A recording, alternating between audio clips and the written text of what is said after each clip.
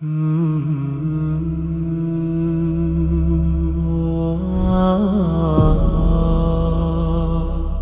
അലൈക്കും വറഹ്മത്തുള്ളാഹി വബറകാതുഹു. അഊദു ബില്ലാഹി മിനശ് ശൈത്വാനിർ റജീം. ബിസ്മില്ലാഹിർ റഹ്മാനിർ റഹീം. അൽഹംദുലില്ലാഹി റബ്ബിൽ ആലമീൻ. അസ്സലാത്തു വസ്സലാമു അലാ അഷ്റഫിൽ മുർസലീൻ വഅലാ ആലിഹി വസ്വഹ്ബിഹി അജ്മഈൻ. സുബ്ഹാനല്ലാഹി ലാ ഇൽമ ലനാ ഇല്ലാ മാ അല്ലംതനാ ഇന്നക അൻതൽ അലീമുൽ ഹകീം. പ്രിയപ്പെട്ടവരെ, എഹ്സാൻ ഗ്രാൻഡ് ക്വിസിന്റെ പുതിയ എപ്പിസോഡിലേക്ക് എല്ലാവർക്കും സ്വാഗതം. നമ്മൾ ഇന്ന് ചർച്ച ചെയ്യാൻ ആഗ്രഹിക്കുന്നത് സക്കാത്തിനെ കുറിച്ചാണ്. കേവലം പരിശുദ്ധമായ റമളാനിന്റെ സമയത്ത് മാത്രം ചർച്ച ചെയ്യപ്പെട്ടുകൊണ്ടിരിക്കുന്ന ഒരു വിഷയമാണ് സക്കാത്ത് എങ്കിലും വർഷം തികയുക എന്നതാണ് സക്കാത്തിന്റെ അടിസ്ഥാനം.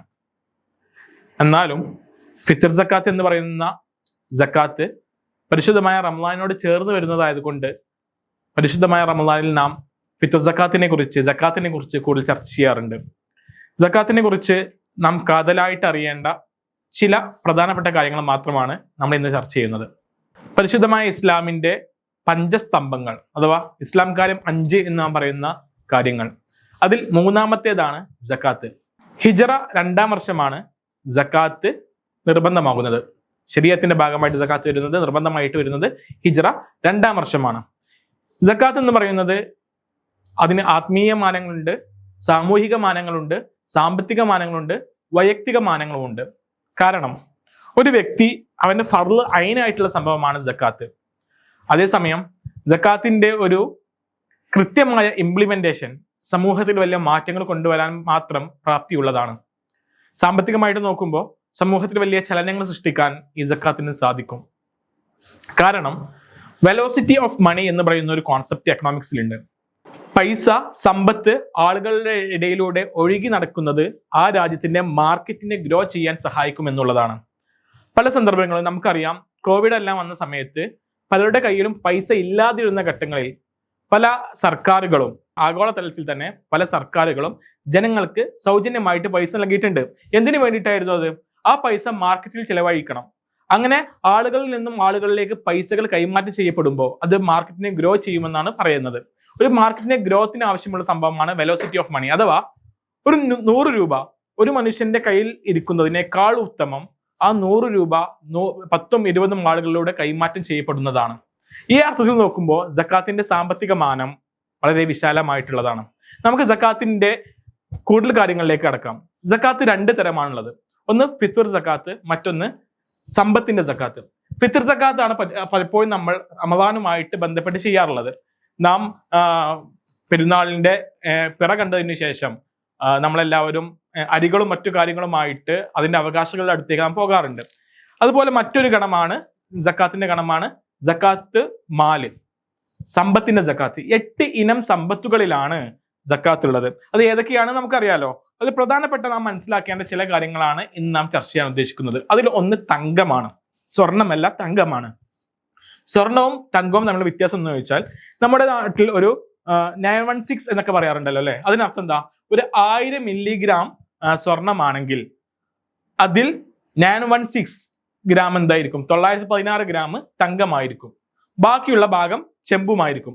നമ്മുടെ ഫിഖിഹില് സ്വർണത്തിന് സക്കാത്ത് ഉണ്ട് എന്ന് പറയുമ്പോൾ, ദഹബിന് സക്കാത്ത് ഉണ്ട് എന്ന് പറയുമ്പോൾ അതിനർത്ഥം 85 ഗ്രാം തങ്കമായിരിക്കണം. തനിച്ച തങ്കം 85 ഗ്രാം ഉണ്ടായിരിക്കണം എന്നുള്ളതാണ്. അതുപോലെ തന്നെ 585 ഗ്രാം വെള്ളിയെ കുറിച്ച് പറയുമ്പോഴും അങ്ങനെ തന്നെയാണ് സംഭവം.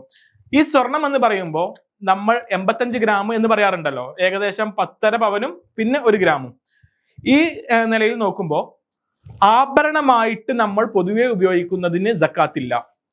ഉദാഹരണം, ഒരാളുടെ കയ്യിൽ 90 ഗ്രാം ആഭരണമുണ്ട്. ആ ആഭരണം അവർ അണിയാറുണ്ട്.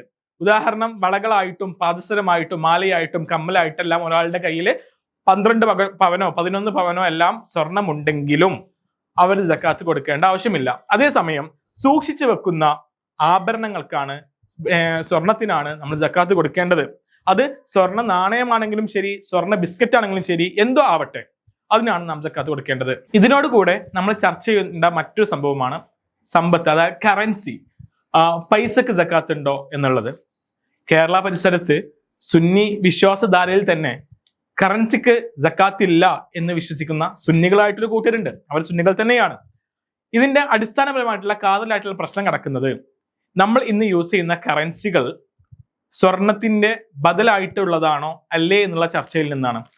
മുഖ്യധാര മുസ്ലിങ്ങൾ അഥവാ സുന്നി പരിസരത്ത് കറൻസിക്ക് സക്കാത്ത് ഉണ്ട് എന്ന് തന്നെയാണ് വിശ്വസിച്ചു വരുന്നത്. പിന്നെ നമ്മൾ സക്കാത്ത് കൊടുക്കേണ്ട 8 കാര്യങ്ങൾ പറഞ്ഞു. അതിൽപ്പെട്ട മറ്റൊന്നാണ് കച്ചവടത്തിന്റെ സക്കാത്ത്. 8 കാര്യങ്ങൾ ഉണ്ടെന്ന് പറഞ്ഞു. നമ്മൾ സ്വർണത്തെയും വെള്ളിയെയും കുറിച്ചേ പറഞ്ഞിട്ടുള്ളൂ. ആടുമാട് ഒട്ടകം പോലെയുള്ള, കൃഷി പോലെയുള്ള, മുന്തിരി പോലെയുള്ള, ഈത്തപ്പഴം പോലെയുള്ള സംഭവങ്ങളൊക്കെ ഉണ്ട്. നമ്മൾ കാതലായിട്ട് ചർച്ച ചെയ്യുന്ന ഭാഗങ്ങളാണ് പറഞ്ഞുകൊണ്ടിരിക്കുന്നത്. കച്ചവടത്തിന്റെ സക്കാത്ത് എന്ന് പറയുമ്പോൾ കച്ചവടം തുടങ്ങി 1 വർഷമാകുന്ന സമയത്ത് അവര് വിൽപ്പന വിലയിൽ സ്റ്റോക്ക് എടുക്കണം.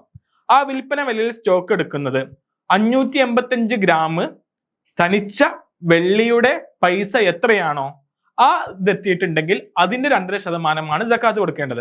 അഥവാ റമദാൻ ആവാൻ കാത്തു നിൽക്കേണ്ടതില്ല.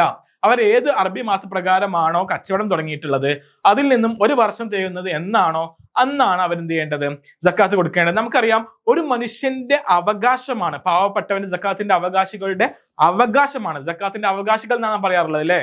കാരണം അത് അവരുടെ അവകാശമാണ്. ഉള്ള ആളുകളുടെ ഔദാര്യമായിട്ട് കൊടുക്കേണ്ട ഒന്നല്ല, നേരെ മറിച്ച് സ്വീകരിക്കുന്ന ആളുടെ അവകാശമായിട്ടാണ് സക്കാത്ത് ഉള്ളത്. അതുകൊണ്ട് തന്നെ സക്കാത്ത് നാം കൊടുത്തിട്ടില്ല എന്നുണ്ടെങ്കിൽ, സക്കാത്തിന് അർഹതപ്പെട്ട ആളുകൾ, സക്കാത്ത് നൽകേണ്ട ആളുകൾ സക്കാത്ത് കൊടുത്തിട്ടില്ല എന്നുണ്ടെങ്കിൽ ആ സമ്പത്ത് അവന്റെ സമ്പത്തിൽ ഹറാമായിട്ടുള്ള സമ്പത്തായിരിക്കും.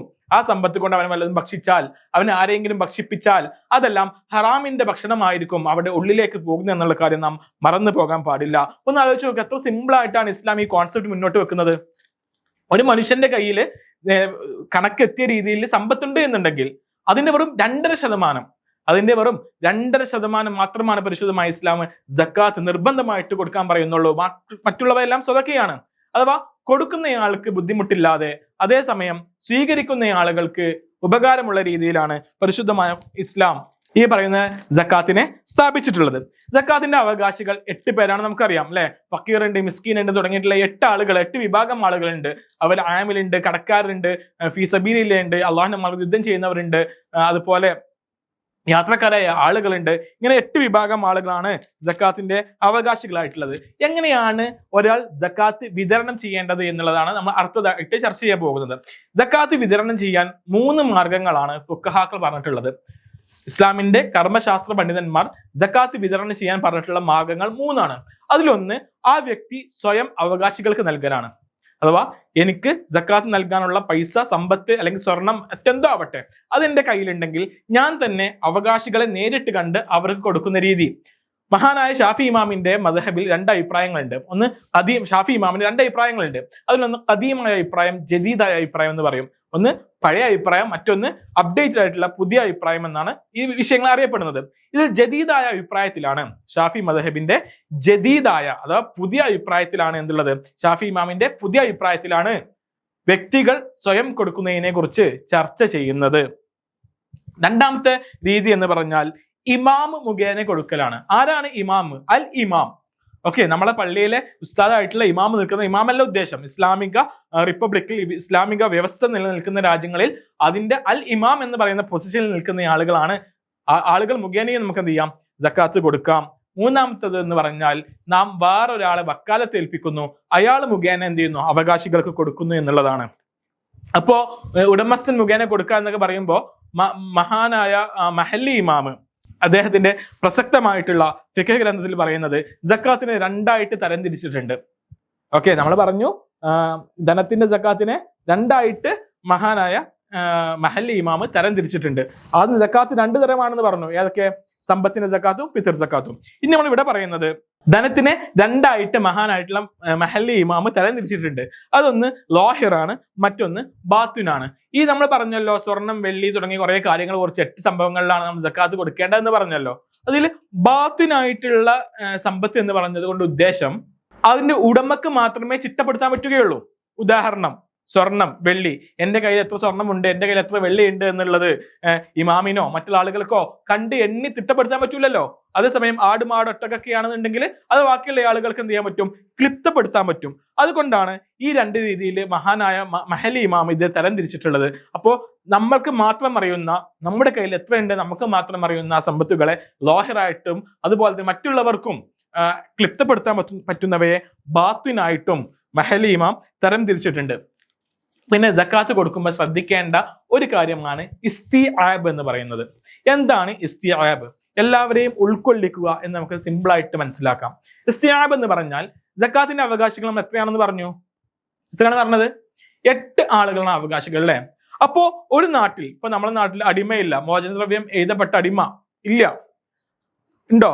ഇല്ല. അപ്പോ ആ ആള് പോയി.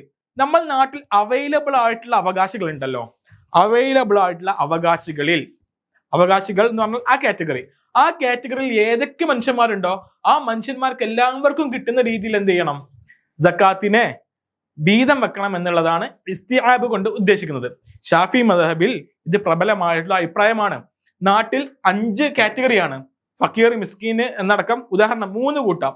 ഫക്കീർ, മിസ്കീന്, കടക്കാരൻ, ഈ 3 കാറ്റഗറി കൂട്ടാം.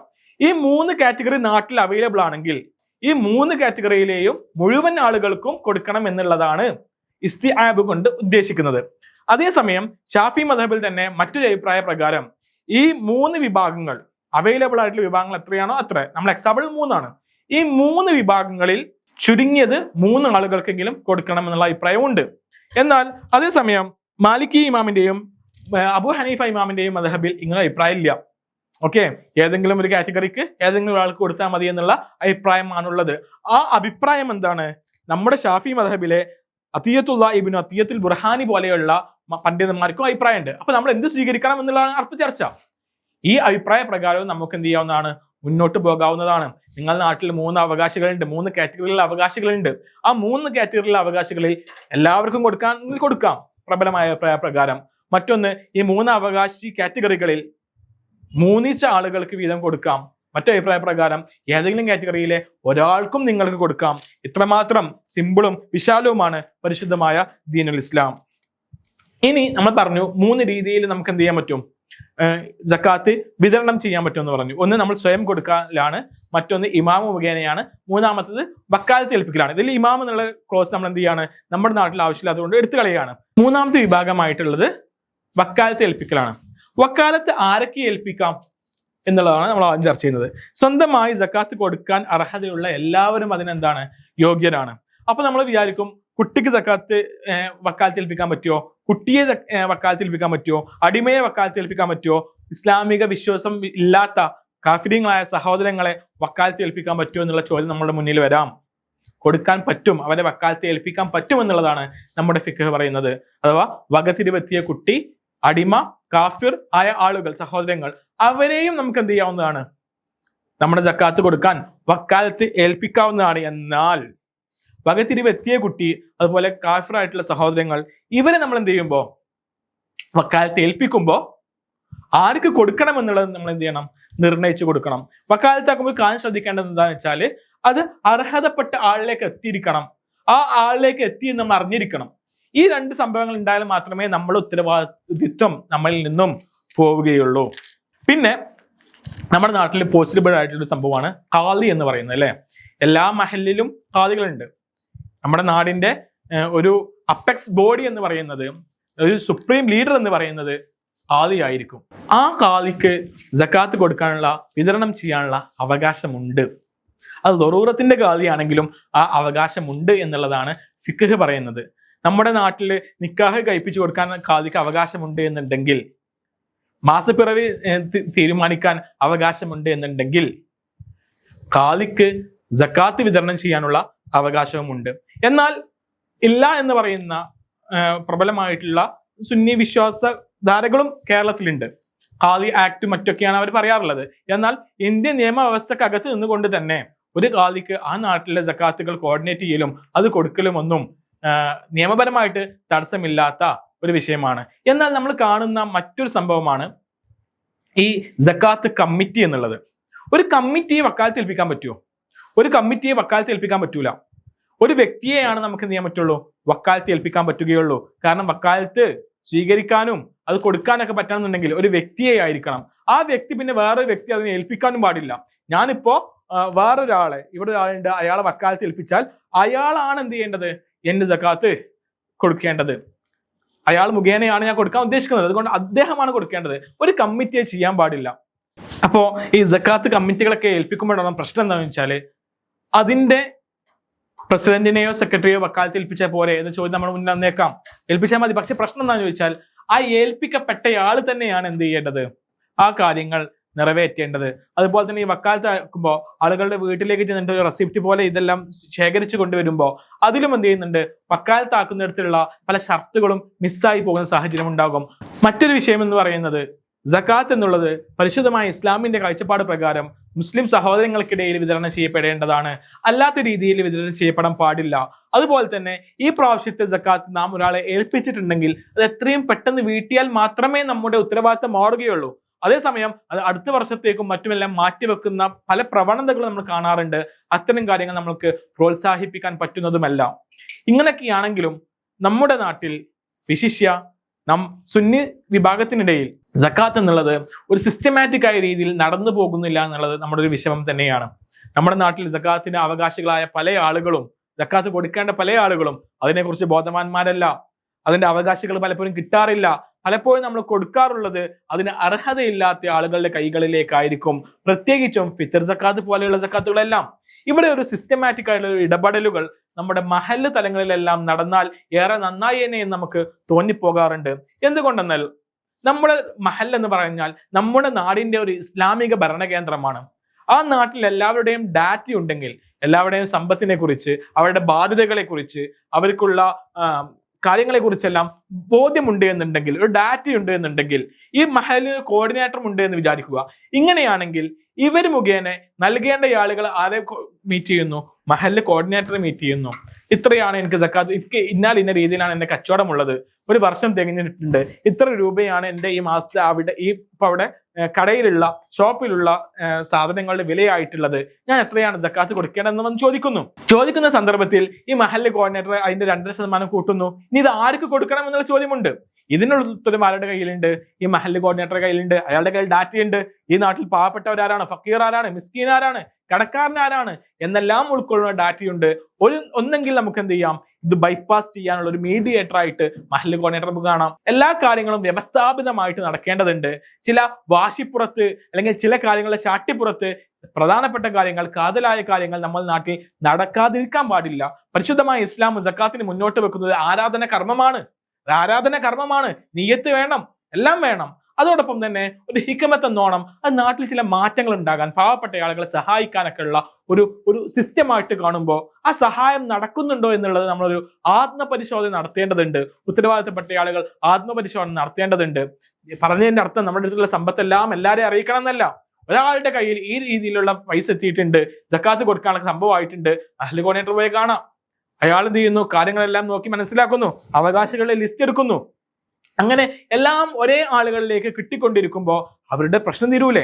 ഉദാഹരണം പറയാം, ഒരു നാട്ടിൽ 10 ആളുകൾ എന്തുണ്ട്, സക്കാത്ത് കൊടുക്കേണ്ട ആളുകളുണ്ട്. അവരുടെ കയ്യിൽ ഒരു 20,000 രൂപ എന്തുണ്ട്, സക്കാത്ത് കൊടുക്കാനായിട്ട് അവരുടെ കയ്യിലുണ്ട്. ഇത് ഒരു 20,000 രൂപ ഏതൊരാൾക്ക് കൊടുക്കുന്നു, ഒരു 20,000 രൂപ വേറെ ഏതോ ആൾക്ക് കൊടുക്കുന്നു. ഇതെല്ലാം കൊണ്ട് കോർഡിനേറ്റ് ചെയ്യപ്പെടുകയാണെങ്കിൽ, ഇതെല്ലാം കിട്ടുന്നത് ഒരാൾക്കാണ് എന്നുണ്ടെങ്കിൽ അയാൾക്ക് അത് വെച്ചിട്ട് ഒരു വരുമാന മാർഗം കണ്ടെത്താൻ കഴിയുമെന്നുണ്ടെങ്കിൽ, ഉദാഹരണം പറയാം, ഒരു ഭിന്നശേഷിക്കാരനായ ഒരു സഹോദരനുണ്ട് വിചാരിക്കും ഒരു നാട്ടില്. അയാൾക്ക് എന്ത് വേണം? ഉപജീവന മാർഗം കണ്ടെത്താൻ പറ്റാത്തത് കൊണ്ടാണ് അയാൾ ഫക്കീറായി കൊണ്ടിരിക്കുന്നത്, പാവപ്പെട്ടവനായി കൊണ്ടിരിക്കുന്നത്. അയാൾക്കൊരു ഉപജീവന മാർഗം കണ്ടെത്താൻ ഈ 5 ആളുകളുടെ പൈസയും ഒരുമിച്ച് കൂട്ടിയിട്ട് നമുക്കൊരു ഓട്ടോറിക്ഷ വാങ്ങി കൊടുക്കാൻ പറ്റിയാൽ അടുത്ത വർഷം സക്കാത്ത് വാങ്ങാൻ അർഹതപ്പെട്ട ആൾ അയാൾ ആവൂല. ഇതൊരു പോരായ്മയല്ല. സക്കാത്ത് സ്വീകരിക്കാനുള്ള ആളാവാതിരിക്കാൻ നാം ശ്രമിക്കുക. അങ്ങനെ നമ്മുടെ നാട്ടിൽ വെല്ലെ മാറ്റങ്ങൾ കൊണ്ടുവരാം. മെല്ലെ മാറ്റങ്ങൾ കൊണ്ടുവന്നാൽ അതിന്റെ എല്ലാം ഫലം നമ്മുടെ നാട്ടിൽ കാണാവുന്നതാണ്. സാഹോദര്യമാണ് ഇസ്ലാം പറയുന്നത്, പരസ്പരം സഹായിക്കാനാണ് ഇസ്ലാം പറയുന്നത്. സക്കാത്തും സ്വതക്കയുമെല്ലാം നാം സമ്പാദിച്ച സമ്പത്തിൽ നിന്നും മറ്റുള്ളവർക്ക് മനസ്സറിഞ്ഞു കൊടുക്കാനുള്ളതാണ്. അതിനൊരു വിശാല മനസ്സ് വേണം. ആ വിശാല മനസ്സ് സ്വാർത്ഥതയില്ലാത്ത മനസ്സാണ് മുസ്ലിമിന്റെ മനസ്സ്. അങ്ങനെ നമ്മുടെ മനസ്സായി തീരേണ്ടതുണ്ട്. പരിശുദ്ധമായ റമദാനിൽ പരിശുദ്ധമായ ഖുർആൻ പാരായണം കൊണ്ടും പരിശുദ്ധമായ നോമ്പനുഷ്ഠിക്കൽ കൊണ്ടും നിസ്കാരങ്ങൾ കൊണ്ടും സ്വതക്കകൾ കൊണ്ടുമെല്ലാം നാം മറ്റുള്ളവർക്ക് സഹായം നൽകലോടൊപ്പം നമ്മുടെ ഉള്ളിനെ ഒന്ന് പ്രകാശപൂരിതമാക്കാം, നമ്മുടെ മനസ്സിനെ, ഹൃദയത്തെ ഒന്ന് പ്രകാശപൂരിതമാക്കാൻ, ഈമാനിന്റെ വെളിച്ചം എത്തിക്കാൻ നാം എല്ലാവരും ശ്രമിക്കേണ്ടതുണ്ട്. എല്ലാവരും പരിശുദ്ധമായ റമദാനിന്റെ ദിനരാത്രങ്ങളിൽ നമുക്കെല്ലാവർക്കും വേണ്ടിയിട്ട് ദുആ ചെയ്യണമെന്ന വസിയത്തോടു കൂടെ നിർത്തുന്നു. വാഹിർ ദഅവാന അൽഹംദുലില്ലാഹി റബ്ബിൽ ആലമീൻ. അസ്സലാമു അലൈക്കും വറഹ്മത്തുള്ളാഹി വബറകാതുഹു.